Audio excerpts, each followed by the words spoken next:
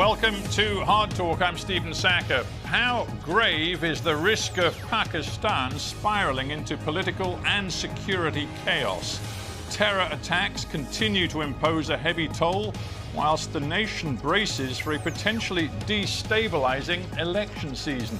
And at the heart of the political turbulence, my guest today, former Prime Minister Imran Khan, currently facing close to 200 charges which threaten his PTI party's ability to mount an electoral challenge.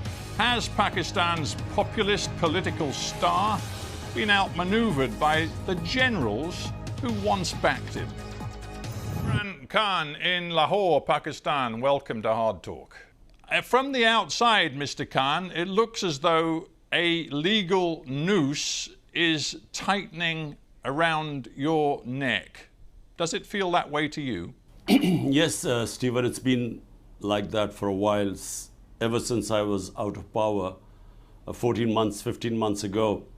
What was hoped by the establishment which removed me, what they hoped was that the party would just fizzle away. And normally it happens when you're out of power for quite a while. But instead what happened, the most unusual thing in this country, that the party's popularity kept growing. And then in the by-elections that took place, out of 37 by-elections, my party swept 30 of them. And this is despite the establishment backing the government parties. So since then, the attempts are being made to knock me out of the game. I had 2 assassination attempts on me. And apart from that, now I have close to my double century, almost 200 cases.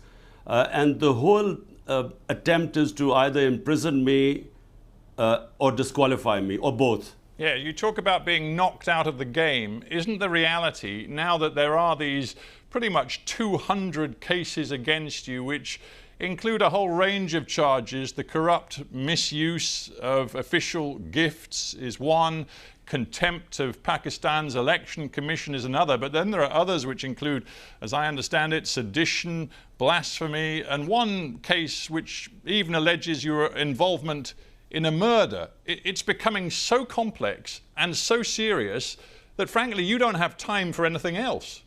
Well, you forgot to mention there are about 60 or 70 terrorism cases against me. So all my time is spent from going from one court to another courtroom. I have made, in 2 months, over 350 court appearances. And my legal team is busy fending off one case after the other. But the thing is, nothing sticks, because these are frivolous, bogus cases. And what now they are planning to do is to have military courts. And this is right now in the Supreme Court, whether the courts will allow military courts or not. And the objective of the military court is that there I certainly will be sentenced. Mm. Your contention, I guess, is that you're guilty of absolutely nothing. Is that it? Absolutely nothing. Look, Stephen, someone till the age of 70 never had one criminal case against him. In the last few months, how can you have 200 criminal cases? And here's someone who this country knows for 50 years. You know, I'm not someone who this country doesn't know, not just as a cricketer, as someone who has done the biggest charitable projects in our history, who people give more money than anyone in our history, so who trust them, who trust with their money. So people don't believe this. And as a result, according to the opinion polls, rather than the popularity going down, it is just going further up. Mm. I'm sure you're familiar with the notion of karma and the phrase, what goes around comes around.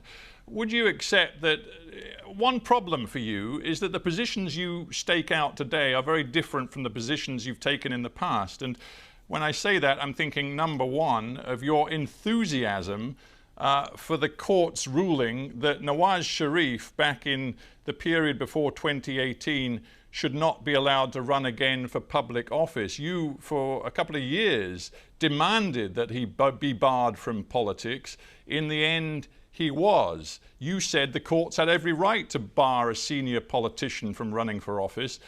The courts may well be about to bar you from running for office in the forthcoming election. So it's going to be difficult for you to argue the courts have no right to do that. There's a word or two words, moral equivalence. It's when you equate two completely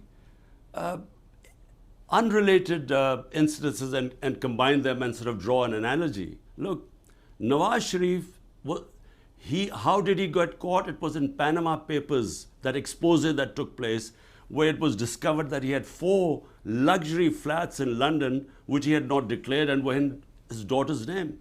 There was 1.5 years in court. There was a joint investigating committee which asked him to provide where did he get the money to buy these 4 flats. When he couldn't, that's when he was disqualified.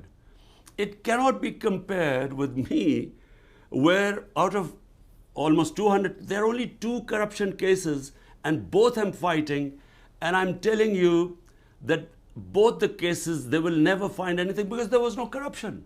You can't compare him 4 luxury flat worth millions of dollars in London.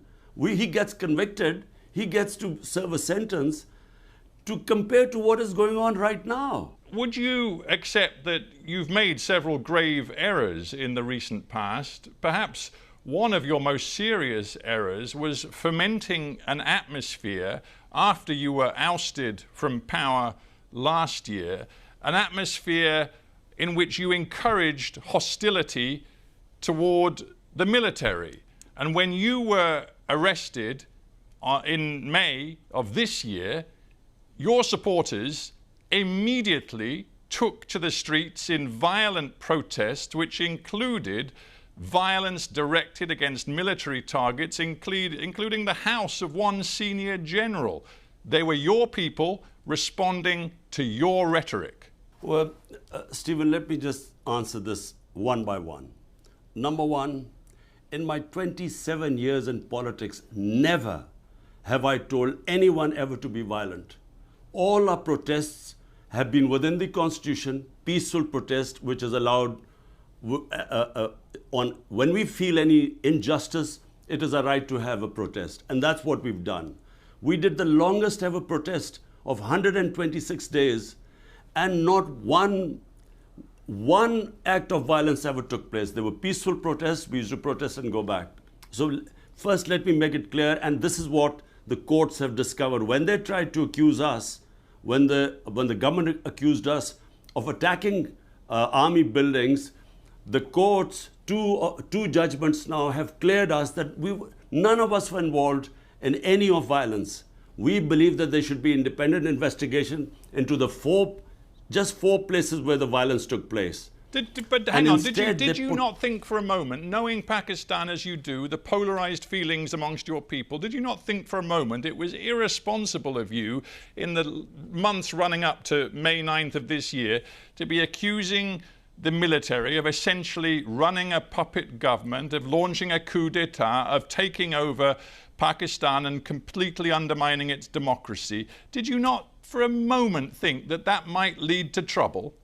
So, Stephen, what you're saying is that I should not tell what was the truth?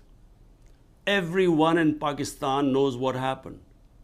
The defense minister, the current sitting defense minister, who's now, who was in the opposition, he has given a public statement that way back in 2020, we were 6 months down the line in our government.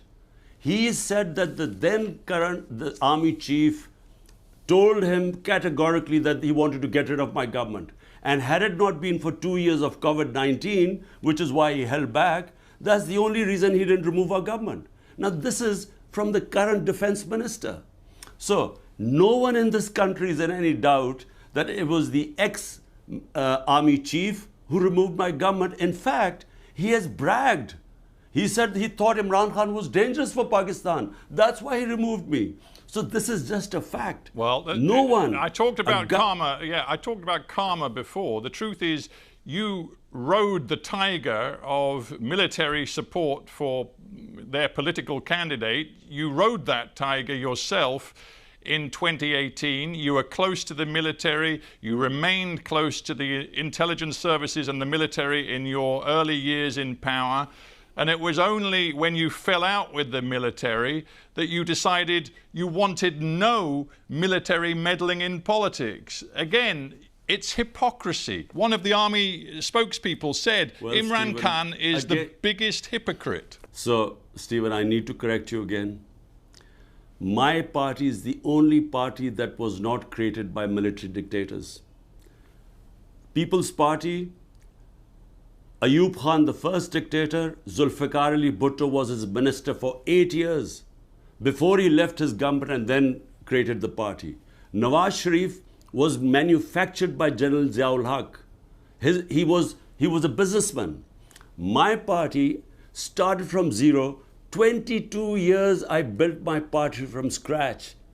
And then, if in 2018 the army backed us, then how come, then despite the establishment openly going against us, trying to dismantle us, how come after we are out of government we win 30 out of 37 by-elections?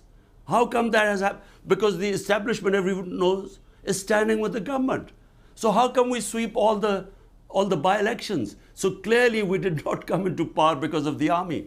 Where you're right, the army did not oppose me in 2018. That's where you're right. But in 2013, the military establishment backed Nawaz Sharif, brought him into power.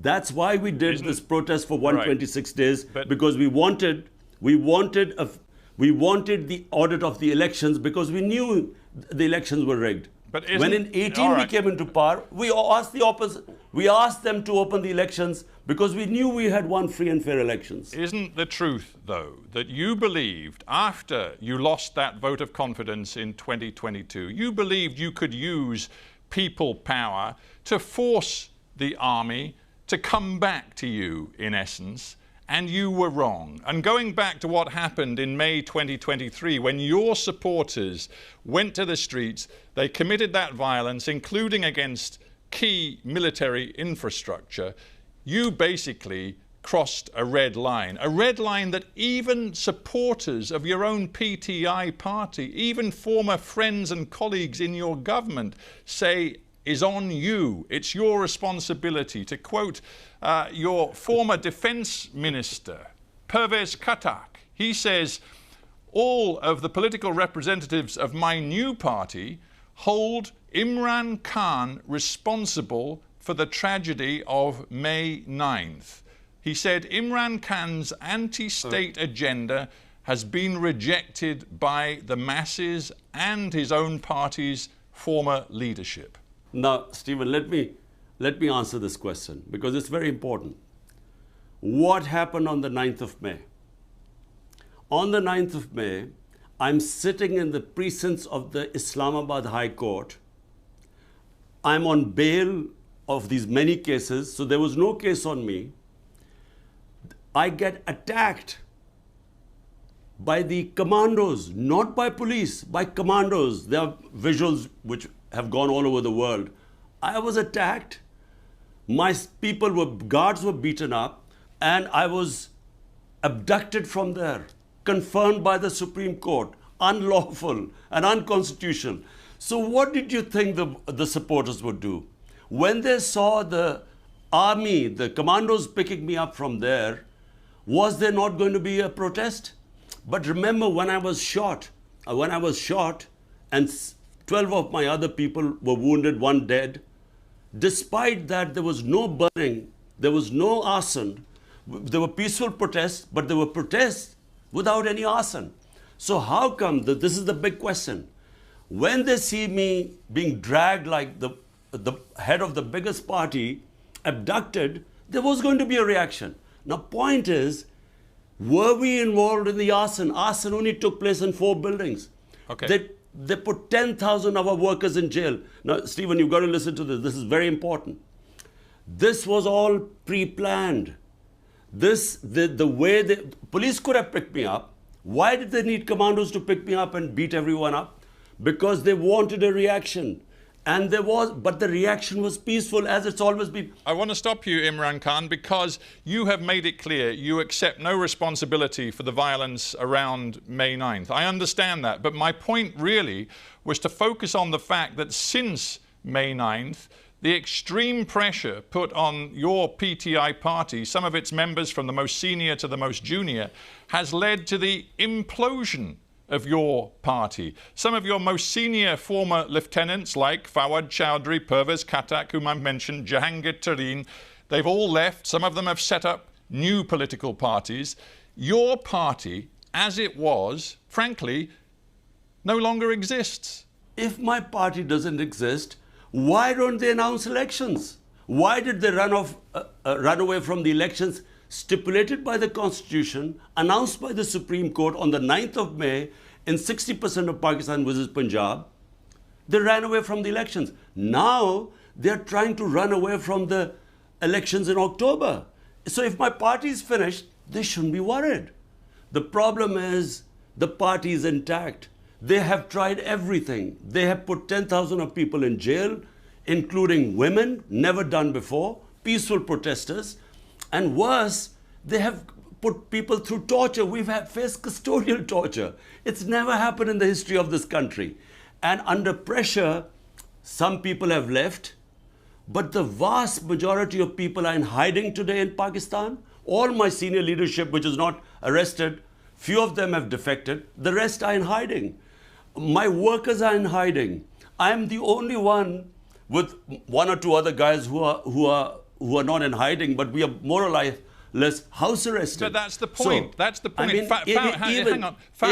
We don't have much time. Let's go on. keep some brief questions and answers. Fawad Chowdhury, who we've had on this show, who was very loyal to you, but now has quit politics, saying he can't work with you anymore. He said the other day, you, Imran Khan, have to find a way to build bridges to the mainstream politicians. And he even mentioned Nawaz Sharif. He said the country is on the brink of a terrible crisis. And it's incumbent upon you to put your own interests aside and reach out to Nawaz Sharif and others. Are you prepared to do that? The fact that the country is on the brink of a major disaster is true.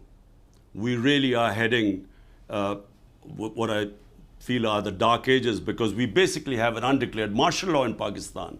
I mean, the country evolved towards a democratic process over last 20 years, and suddenly there's no media which is free, and the judiciary, they're trying to control that. So we are heading in the dark ages. But what is the answer?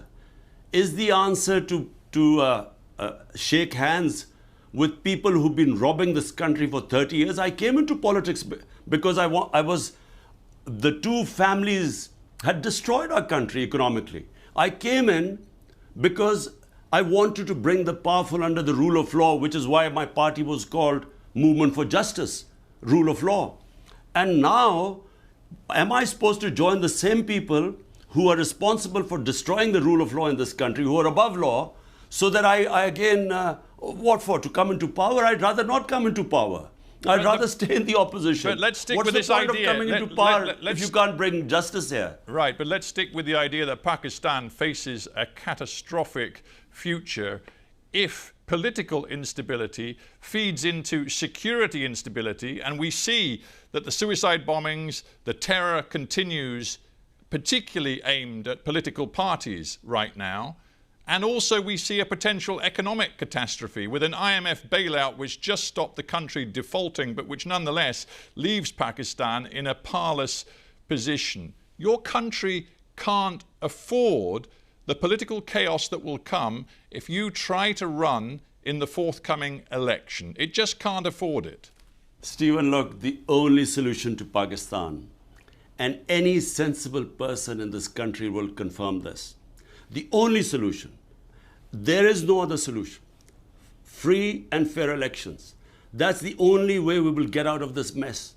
What is happening is that in order to keep me out, they are dismantling our democracy. And what you're seeing in the rise in terrorism, the whole province of KP, Pakhtunkhwa, which is on the border of Afghanistan, why was there no terrorism when we were in power for 3.5 years? Why is it suddenly the terrorism is going up? Because they are no longer represented. The government in Pakhtunkhwa, where the terrorism has started, and in Balochistan, there has been a caretaker government which is not representative of Pakistan, doesn't belong to the people, and that's going there for 8 months. It's illegal, it's unconstitutional. So the answer is free and fair elections. Let the people select their own representatives and then let them sort out the problems of Pakistan. We as a representative government had brought down terrorism in Pakistan. You, right now, are sitting in Lahore. Every time you try to leave your home, you have to negotiate all of the armed guards and the security that surrounds you. Pretty much your only journeys right now are to the courthouse. You know that you survived an assassination attempt last November, but you've said you expect another one to come. I believe your own children have told you that you ought to get out of politics for your own safety.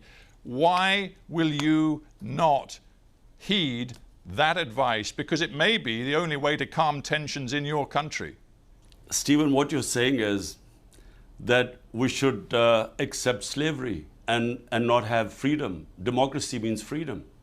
So what you're basically telling me is that in order to accept this fascist government, which is destroying our civil liberties by the day, they're about to pass a bill, just so that you know what we are facing right now.